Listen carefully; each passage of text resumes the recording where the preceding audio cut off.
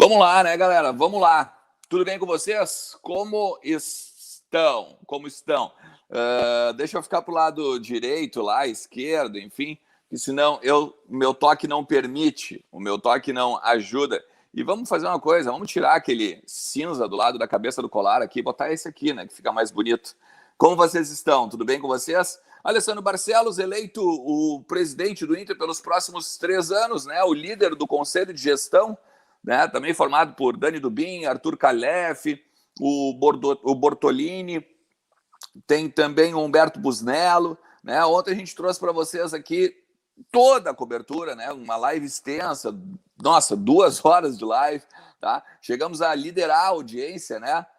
Entre todas as lives coloradas no estado, muito bacana, 7 mil e pouco simultâneos. Tá? E hoje, obviamente, a gente já vai começar a especular algumas questões, né, e trazer algumas informações para vocês a respeito do futuro do Internacional. Porque tem questão de técnico novo, a gente já falou ontem também sobre o Miguel Ángel Ramírez, a gente também está especulando, já entrando, né, no bastidor do executivo de futebol. E aí hoje, além de Leandro Bess, que está comigo aqui embaixo, e o Lucas Colar, que está aqui do lado, temos o Léo Gomide, né? Repórter, especialista, mas assim, sabe muito de futebol mineiro, tá? E a gente trouxe o Léo aí para falar sobre um nome que pinta como o principal nome para o cargo hoje ocupado pelo Rodrigo Caetano. Tudo bem, Léo? Tudo belezinha? Opa, agora sim, tudo bem. Grande abraço, prazer conversar com vocês aí do Vozes do Gigante. Primeira vez que estamos aí em contato, gravando, enfim. Sempre um prazer, né, falar aqui do futebol mineiro e à disposição para bater um papo aí a respeito dessa possibilidade, né, do Paulo Brax, atual diretor do América, quem sabe incorporando, sendo mais um nome aí da gestão do Barcelos. É isso aí. Léo, E aí, Lucas prazer. Colar, Leandro Bess, como é que vocês estão? Tudo bem? Tudo ótimo Tudo bem, por aqui, tudo né? bom. Agora, sem um peso nas costas de falar de pleito, de justiça, né? Vamos falar de especulações, que é o que a gente gosta de fazer, né? Adoro especular sobre nomes de dirigente, de reforço, treinador. Mas deixa eu te perguntar, Léo, porque eu lembro de ser um estagiário ainda na Rádio Grenal e lembrar do Paulo Brax no STJD ainda, né? Ele é um cara aparentemente muito novo no futebol, né? Tá fazendo um belo trabalho no América Mineiro. Começou na base, agora no profissional. O América já é semifinalista da Copa do Brasil, tirando o próprio Inter, né? Um bom trabalho do Lisca. Como é que foi essa ascensão aí do Paulo Brax no futebol, né? O que dá para dizer de característica dele? É um cara experiente, é um cara de bom trato, é um cara mais enérgico, um cara mais ponderado? Quem é o Paulo Brax? Bom, Lucas, além do trabalho no Superior Tribunal de Justiça Desportiva, né, o Paulo Brax ele foi diretor de competições da Federação Mineira de Futebol por um período, né? Ele foi um dos responsáveis, né? Não sei se foi ele diretamente que teve a ideia, mas foi ele quem fez todo o trabalho, por exemplo, de mudança, né, do regulamento, por exemplo, da Taça BH, né, que é um dos principais torneios de base do futebol brasileiro. O torneio era sub-20 e passou a ser sub-17. Quem acompanha mais, né, o trabalho de base, quem lida mais com esse tipo de torneio, fala que foi um passo importante em termos de abertura de possibilidade para outros times participarem, né, para o nível técnico também melhorar da competição como um todo, né, saindo do sub-20 e passando a ser sub-17, porque no sub-20, né, a Taça BH tinha uma importância, mas por mais que não fosse realizada, não é realizada no mesmo período, mas tem a questão de uma concorrência ali com a Copa São Paulo, que é sub-20 também, e aí trazendo para sub-17, passou a ser um torneio que hoje é um referencial da categoria. Né? Então, foi uma mudança importante. Então, ele teve um período, né, na Federação Mineira de Futebol, à época como setorista do Atlético, mas sempre em contato também com os outros clubes. A informação que tenho é de que o trato dele com todos os clubes, né, sejam os clubes da capital ou os clubes do interior, sempre foi de muito diálogo, né, sempre com relação a quando algum clube pleiteava algum tipo de situação, sempre foi uma pessoa muito aberta ao diálogo. E já na Federação Mineira, né, a gente sempre precisava trocar contato ou buscar alguma informação sobre algum tema específico, sempre se mostrou uma pessoa bastante solícita e nunca aquele profissional que te responde sim ou não e deixa os motivos sem externar os motivos, né? Sempre o sim ou não, mas respondendo os porquês, né, das decisões da federação, enfim. E eu acredito, aí é uma opinião pessoal minha, né, que a passagem dele pela Federação Mineira e tendo contato com os dirigentes dos clubes, né, sempre tem a reunião do arbitral, né, para definir regulamento de competição, enfim, o diretor da federação está sempre em contato com os diretores dos clubes, sejam os diretores executivos, né, os diretores de futebol, ou os dirigentes políticos, né.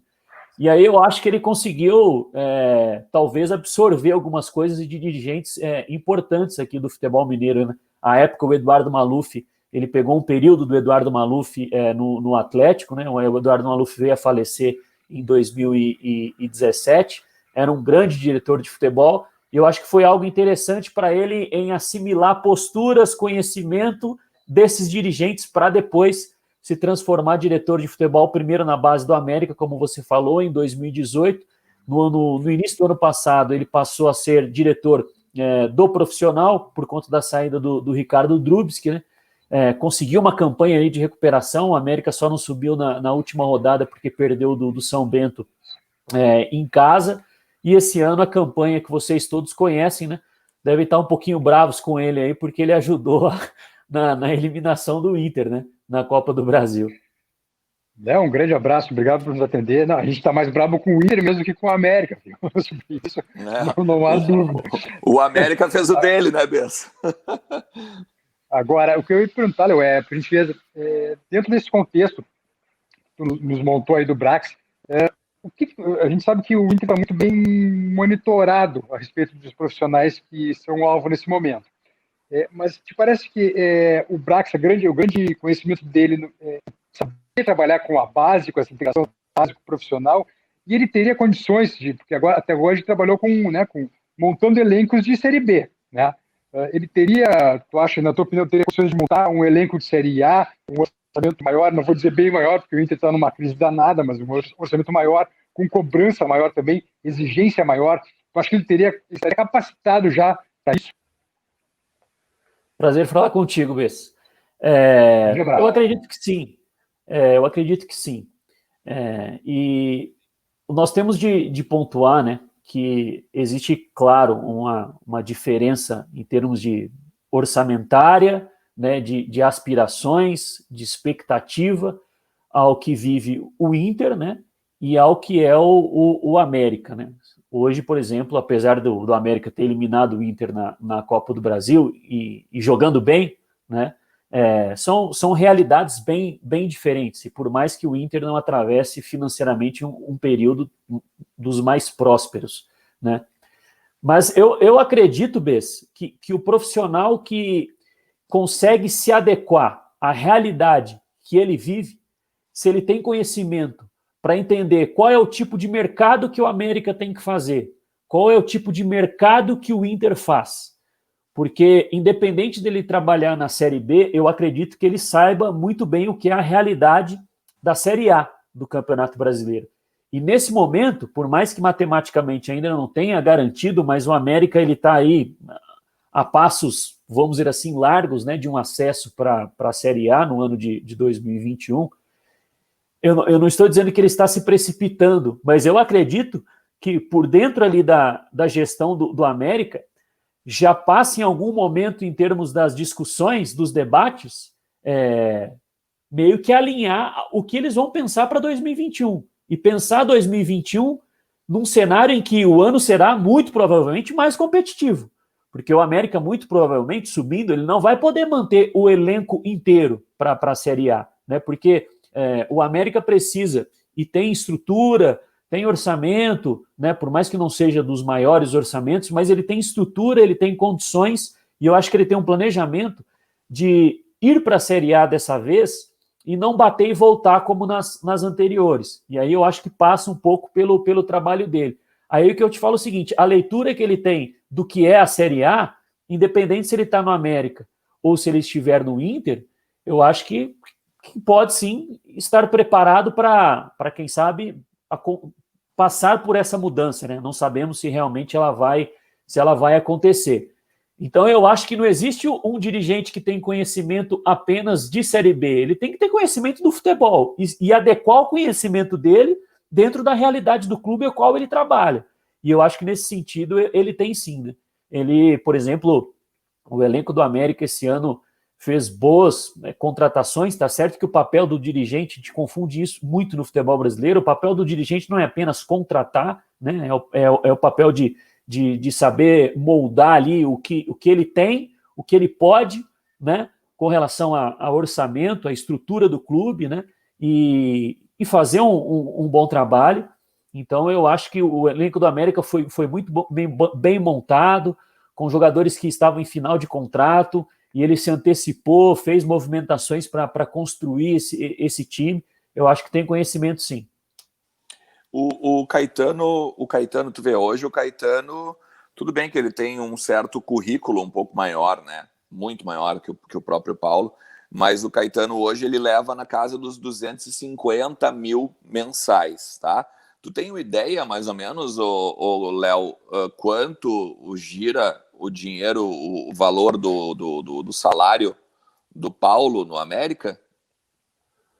Olha, Alexandre, não, isso aí não. Sinceramente, não tenho ideia, mas Ele, muito provavelmente com não... certeza são 2 dígitos, né? Porque Sim. eu te pergunto até, sabe por quê? Porque eu queria saber, assim, tem história da formação do Paulo, por exemplo? Ele é advogado com especialização em alguma coisa. O que tu sabe nesse sentido, assim?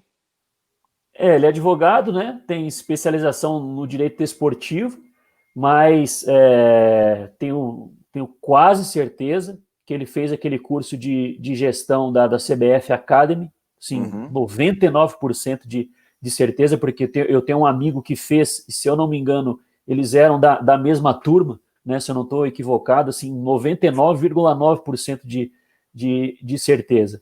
E aí, como eu falei, né, a experiência do STJD e a experiência como diretor de competições da FMF, né, da Federação Mineira, que contempla não só o futebol profissional, como também o da base, como nós destacamos, né. E aí foi até curto, né, o período dele como diretor na base do América, né, um ano, praticamente, e, entre aspas, o que facilita um pouco no América, por conta do orçamento, né, é um time que realmente precisa de fazer uma transição bem ajustada, né, com relação à base e profissional, né.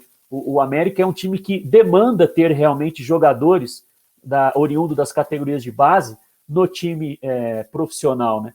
E isso é algo que o América vem fazendo bem, né, nos últimos anos. Não faz vendas assim tão vultuosas em termos de dinheiro, mas a informação que a gente colhe assim é de que agora, nesse processo que ele começou a desenvolver no clube, é que o América antes era um time que formava e vendia para demais clubes brasileiros, né? Sendo que agora o objetivo é formar e, quem sabe, já vender direto para o exterior, né? Porque dessa forma você ganha mais dinheiro, a não ser que você venda para um clube brasileiro e mantenha um percentual dos direitos econômicos. Mas formar já com o intuito de moldar esses jogadores, né, vamos utilizar essa palavra, mas já visando o mercado externo, não sendo meio que, primeiro a gente forma aqui para despontar num clube maior no Brasil e depois esses jogadores seguirem. Não, formar no América, o América formar bem e conseguir já vender direto para o exterior. Pô, e daí, né, Lucas e Bezerra, vocês já veem como o América subiu de patamar, né, nesse sentido, né? Não, mas total. E a gente vê vários jogadores, o próprio time que eliminou o Inter, né, com vários garotos, né, que já estão na mira de outros clubes do Brasil, né, o próprio Zé Ricardo, volante, muito bom jogador. Mas, pelo menos para fechar da minha parte, para não alugar muito o Léo aqui, te perguntaria, assim, Léo, de tudo que tu disse, né, dessa questão da questão jurídica, da questão das competições, da questão de base, e de entender realidades, né, se adaptar a realidades diferentes. Se tu pudesse escolher apenas uma das principais características que tu enxerga no trabalho do Paulo Brax, qual tu acha que é a principal? Eu acredito que é claro que subindo um degrau, né, saindo de um América e indo para o Inter, isso faz muita diferença com relação ao próprio trato com a imprensa. Aí eu digo, não é trato dele saber lidar com os jornalistas, eu digo trato na demanda que ele será procurado, né? Vocês o procurarão caso... Pressão, né? E um pouquinho mais de pressão também. Isso que eu falo assim, mas a pressão vem um pouco também dos questionamentos da própria imprensa, enfim, né? Ele será mais procurado em geral do que ele é no América para responder sobre determinados assuntos, né? A atmosfera que vive o Internacional é bem diferente da atmosfera que vive o América, né? E principalmente porque ele vai chegar numa troca de gestão, né? Não sabemos se caso vá, se o Inter vai querer esperar término dos campeonatos para anunciar, enfim, se vai fazer esse tipo de acerto, seja com qual diretor for, né? Mas eu destacaria ser um profissional que, apesar de muito solícito, pelo menos na minha interpretação, não é muito midiático, vamos dizer assim. Eu acho que isso é importante. Eu acho que deixa... eu acho que ele consegue blindar um pouco os assuntos, mas repetindo, a atmosfera do América é bem diferente da atmosfera do Internacional. Mas eu acho que esse perfil mais low profile, assim, de parecer que assim, não está sempre ali com a boca no microfone. Eu acho que é algo interessante, porque você consegue se resguardar mais, você consegue, acho que talvez, trabalhar um pouco mais quieto e talvez surpreender as pessoas não com palavras, mas sim com o trabalho, com as atitudes. Cara, legal. Acho que deu para ter uma noção, né, de quem pode ser aí, quem é o Paulo Brax, né, que pode vir a ser o executivo de futebol do Inter, é o ficha 1 do Alessandro Barcelos, como a gente falou no início da live, a gente já vem falando desde ontem, enfim.